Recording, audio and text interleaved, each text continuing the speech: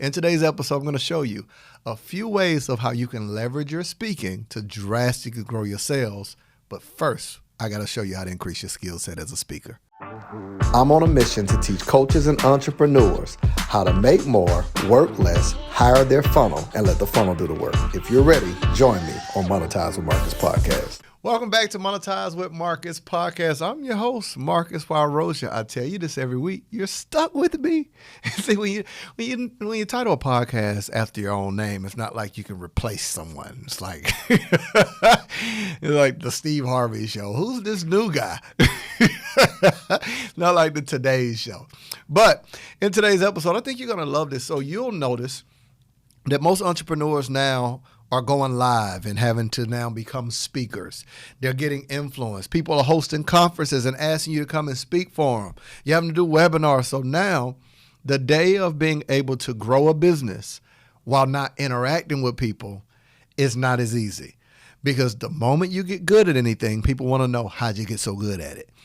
And sometimes we're not always good at explaining it. It's like, you ever been driving somewhere and it's easy for you to drive, but if you're in the passenger seat, you forget to tell people when to turn. You're like, I totally forgot. You know how to get there, but you don't know how to describe to someone how to get there. That's the same with speaking.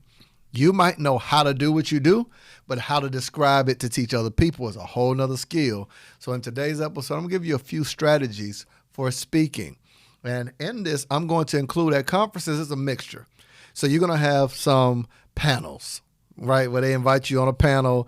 You might have it where you do a keynote. You might have it where they just have you do a session. That's not always easy, because with a session, it's just you.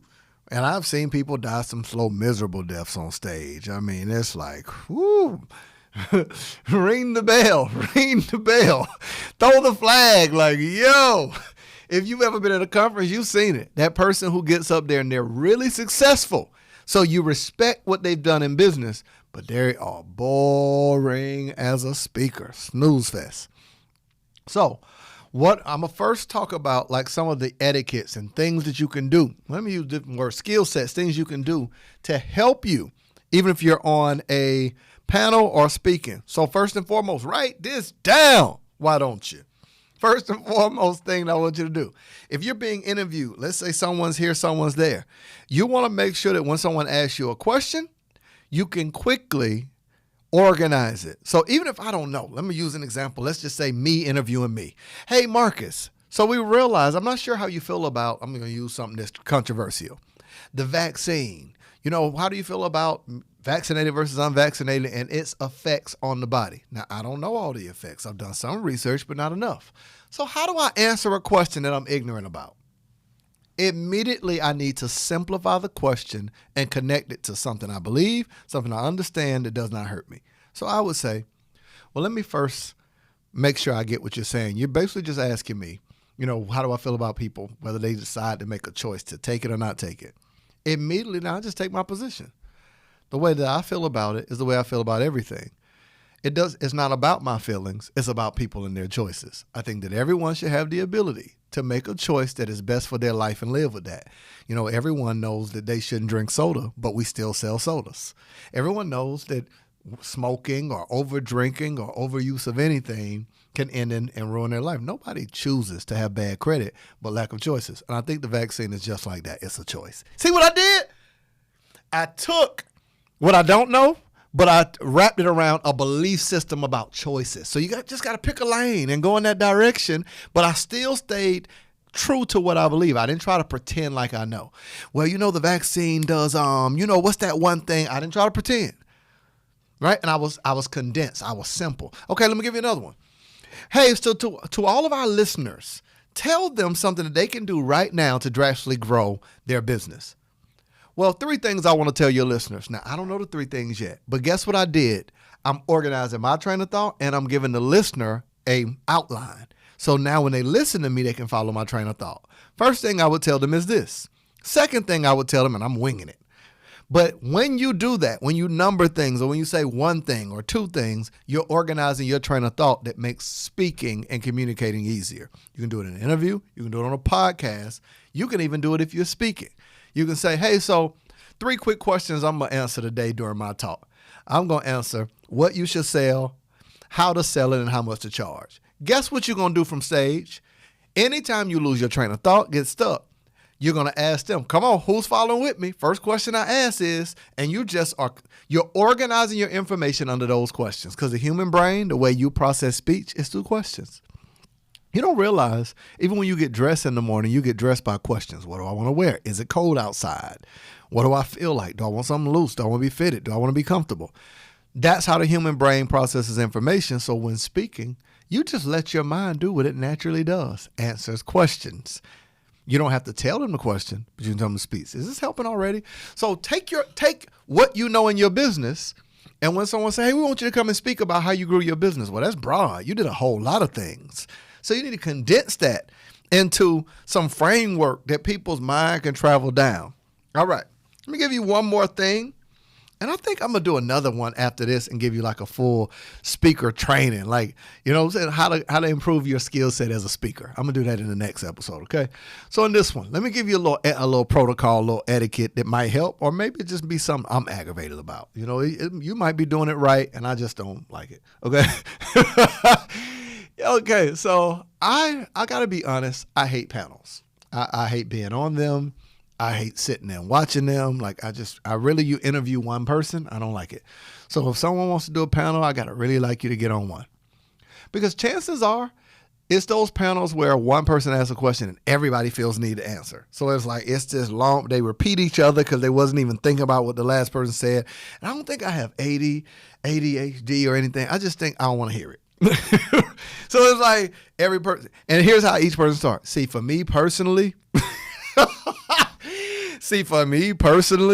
and by the time the third person says, see, for me personally, who else would you be speaking for?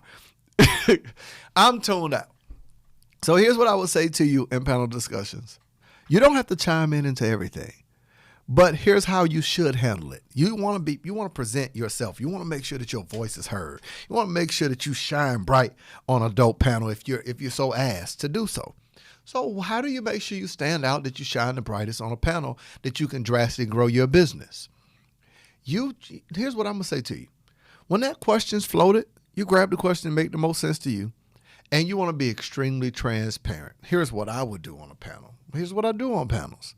I only take the question that aligns the best with what my zone of genius is, the thing that I know the best. So if they say, Marcus, won't you take this question? Oh, no, that's not for me.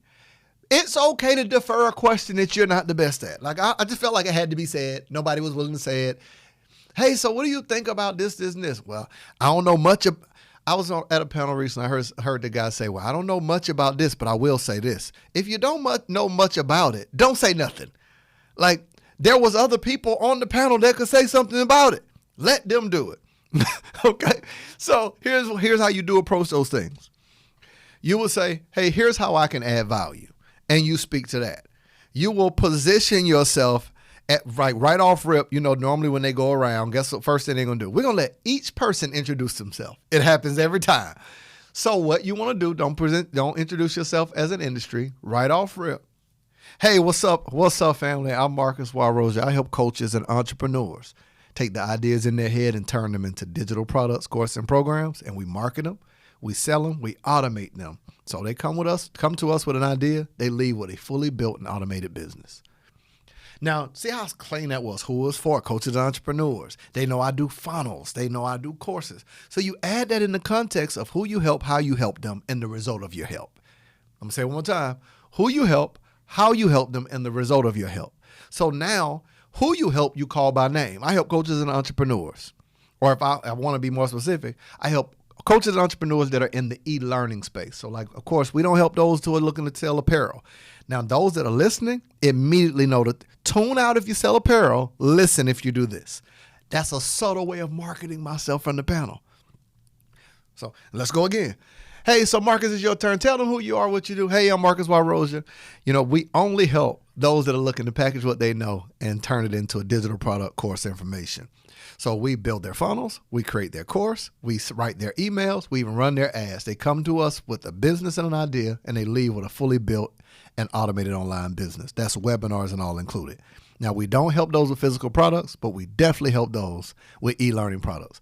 Now, guess what happens throughout my conversation? I'm going to keep repeating something in that context. If you ask me a question, what we do for our clients, just take what you do and keep interjecting it into the conversation. All right. Those are a few ways that you can shine the brightest in panels. I just wanted to give you some context. And in our next episode, because you didn't ask me, but you kind of asked me, and I can tell what you're asking because I read your mind. I'm going to give you some speaking tips from the stage, how you can sell from the stage, and how you can develop your skill set to become a better speaker. This is definitely for those of you who do a lot of uhs. You're going to want this next episode. I'll see you in the next episode of Monetize with Marcus. If you're looking for information, if you need skills, tips, you can go to Monetize with Marcus /podcast. We're going to keep uploading resources that are free to you. Some cost a minimal cost on there that you can invest in yourself to really grow in all areas of your online business. I'll see you in the next episode.